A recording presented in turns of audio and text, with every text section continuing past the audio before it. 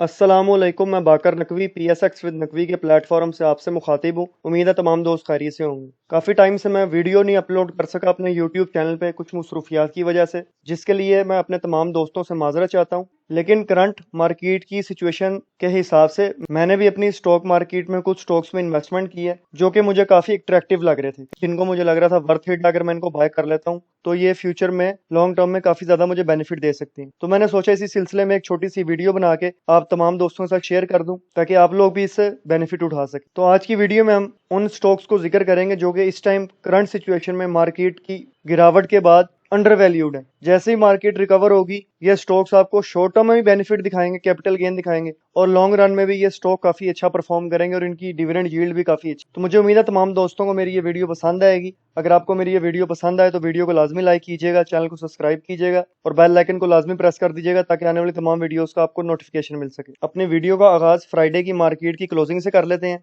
तो आप देख सकते हैं, अगर हम एक मंथ का PSX का चार्ट देखें तो जो इंडेक्स है उसने तकरीबन 2000 पॉइंट लूज किए हैं। टॉप एक्टिव स्टॉक्स की बात कर लें तो फ्राइडे के top active stocks WTL, Unity, TRG, PTL, Wave, Synergy, Modaraba, KEL, LPL और हेस्कोल में सबसे ज्यादा नंबर ऑफ शेयर ट्रेड हुए हैं। सर्किट ब्रेकर की बात कर लें तो 2 स्टॉक्स में अपर कैप लगा और 4 स्टॉक में लोअर कैप लगा। तो जो हमारे व्यूअर पाकिस्तान स्टॉक मार्केट में न्यू इन्वेस्टमेंट करना चाहते हैं या उन्होंने इन्वेस्टमेंट पहले भी की हुई और उनके जो शेयर्स हैं ये वाले उनके पास पड़े हुए हैं वो लॉस में है, नेगेटिव है, तो उनको चाहिए ये शेयर मजीद बाय कर लें क्योंकि करंटली ये स्टॉक हिस्ट्री की लो प्राइस पे ट्रेड कर रही है। पहला स्टॉक हमारे पास OGDC है, oil and gas development company. ये ऑयल एंड गैस सेक्टर का स्टॉक है। दूसरा स्टॉक हमारे पास EPCL है, Engro polymer and chemical limited, ये केमिकल सेक्टर का स्टॉक है। तीसरा स्टॉक हमारे पास कैप्को है, Kot Addu power company limited, power sector का स्टॉक है। चौथा स्टॉक हमारे पास AKBL अस्करी बैंक लिमिटेड, ये बैंकिंग सेक्टर का स्टॉक है। पांचवा स्टॉक हमारे पास ILP इंटरलूप लिमिटेड, ये टेक्सटाइल सेक्टर का स्टॉक है। और छठा स्टॉक हमारे पास NPL निषाद पावर लिमिटेड, ये भी पावर सेक्टर का स्टॉक है। अगर हम OGDC की एक साल की चार्ट की बात करें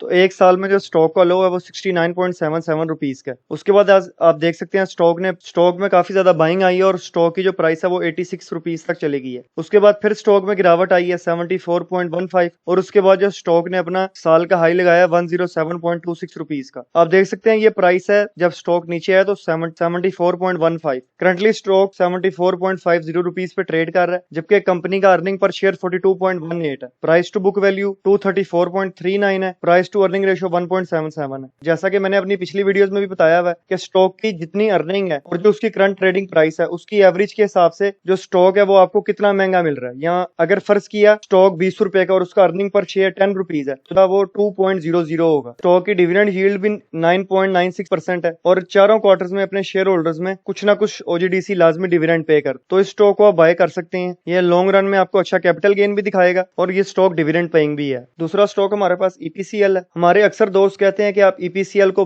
काफी ज्यादा प्रमोट करते हैं। उसकी मेन रीजन EPCL को बार बार प्रमोट करने की वजह और NCL को प्रमोट करने की वजह ये है कि अगर हम स्टॉक्स की हिस्ट्री देखें तो स्टॉक्स ने अपने शेयर होल्डर में काफी ज्यादा बेनिफिट दी है। तो अगर किसी स्टॉक की अर्निंग कम हुई है, कंपनी पे कोई बुरा वक्त आ गया, उनकी अर्निंग्स में कमी आ गई है, तो आप अगर बुरे वक्त में किसी कंपनी में इन्वेस्ट नहीं करेंगे तो फिर आप स्टॉक में इन्वेस्टमेंट कब करेंगे? बुरा वक्त ही कंपनी में इन्वेस्टमेंट करने का होता है जब स्टॉक की जो प्राइसेस हैं वो नीचे आई हो और आप उसकी हिस्ट्री को मद्देनजर रखते हुए कि स्टॉक ने जैसे हिस्ट्री में अपनी प्रीवियस हिस्ट्री में अच्छा परफॉर्म किया, इन फ्यूचर जब स्टॉक्स की कंपनी की अर्निंग अच्छी हो जाएगी तो कंपनी उसी तरह जैसे पहले अपने शेयर होल्डर्स में बेनिफिट देती थी उसी तरह दोबारा देने लग जाएगी। तो यही टाइम होता है, जितना रिस्क ज्यादा है उतना रिटर्न ऑन इन्वेस्टमेंट ज्यादा है। करंटली EPCL 40 रुपीज पे ट्रेड कर रहा है। स्टॉक का 52 वीक लो 39 रुपीज का, डिविडेंड यील्ड 18.17% है, अर्निंग पर शेयर 8.51 है, बुक वैल्यू 29.47 है, प्राइस टू अर्निंग रेशियो 4.70 है। EPCL भी अपने चारों क्वार्टर्स में अपने शेयर होल्डर्स में डिविडेंड पे आउट करता है। आखिरी क्वार्टर में EPCL ने 1 rupees per share dividend pay out किया, लेकिन उससे पहले EPCL 2.5 रुपए, उससे पहले क्वार्टर में EPCL ने 2.5 रुपए डिविडेंड दिया, उससे पहले फिर 5 रुपए डिविडेंड भी दिया, 5.5 रुपए डिविडेंड भी दिया, 3 रुपए भी दिया, 7 रुपए भी दिया। तो हर क्वार्टर में ये डिविडेंड पे करता है।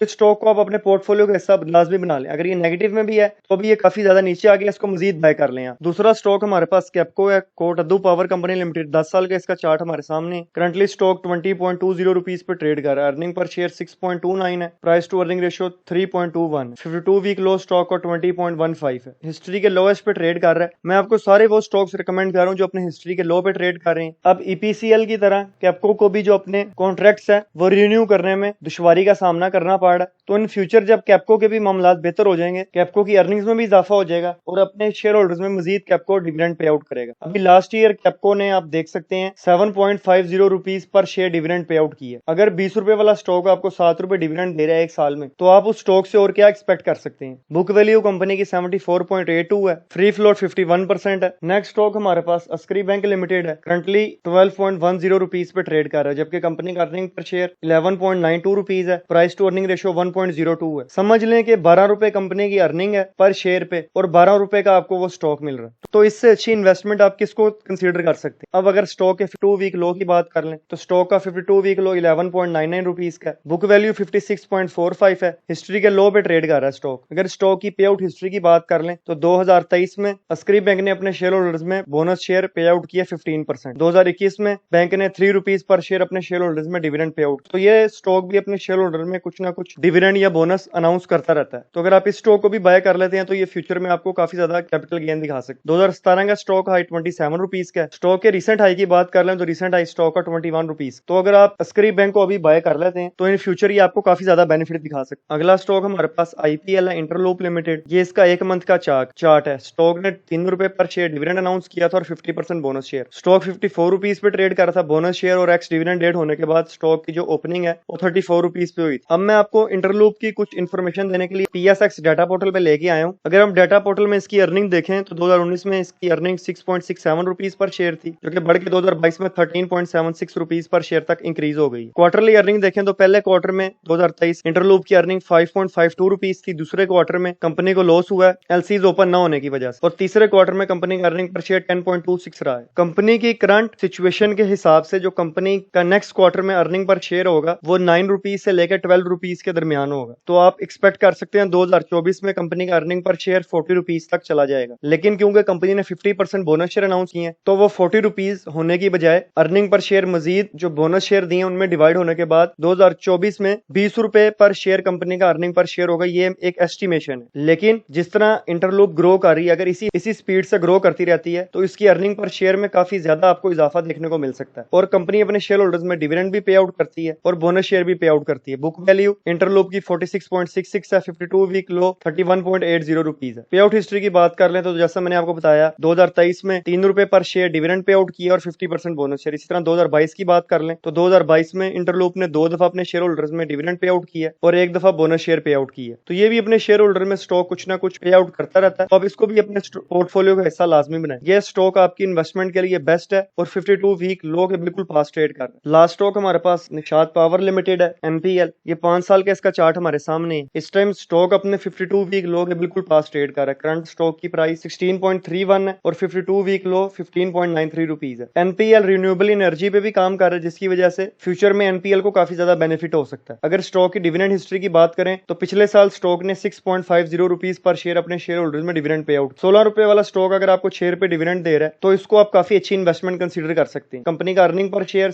9.60 है, बुक वैल्यू 80.99 है, फ्री फ्लोट 45% है। पे आउट हिस्ट्री की बात करें तो 2022 में कंपनी ने अपने शेयर होल्डर्स में 3 दफा डिविडेंड पे आउट किया, 2 दफा 2 रुपीज पर शेयर और 1 दफा 2.50 रुपीज पर शेयर। और 2023 में कंपनी ने अपने शेयर होल्डर्स में 1 डिविडेंड पे आउट किया, वो 2 रुपीज पर शेयर है। तो इस स्टॉक को भी आप बाय कर लें, पोर्टफोलियो ऐसा बनाए, यही टाइम है इसमें इन्वेस्टमेंट करने का। तो ये हमारी आज की वीडियो थी। मैंने भी अपना पोर्टफोलियो दोबारा रीअरेंज किया, रीमैनेज किया। जो स्टॉक मैंने पहले से भी बाय किए हुए थे, एनपीएल को मैंने पहले भी बाय किया हुआ था, इसी तरह इंटरलूप को भी, कैप्को को भी, उनको मैंने मजीद बाय किया। उनकी प्राइस की भी एवरेजिंग हो गई है और वो स्टॉक्स फ्यूचर में कैपिटल गेन की भी कैपेसिटी रखते हैं। तो ये हमारी आज की मुख्तसर सी वीडियो थी। मुझे उम्मीद है तमाम दोस्तों को मेरी ये वीडियो पसंद आई होगी। इंशाल्लाह मुलाकात होती है नेक्स्ट इसी तरह की इन्फॉर्मेटिव वीडियो में। अगर आपका कोई क्वेश्चन हो तो आप कमेंट सेक्शन में कर सकते हैं, ताकि मैं नेक्स्ट आने वाली वीडियो में उस क्वेश्चन का आंसर कर सकूं। तमाम दोस्तों का शुक्रिया। अल्लाह हाफिज।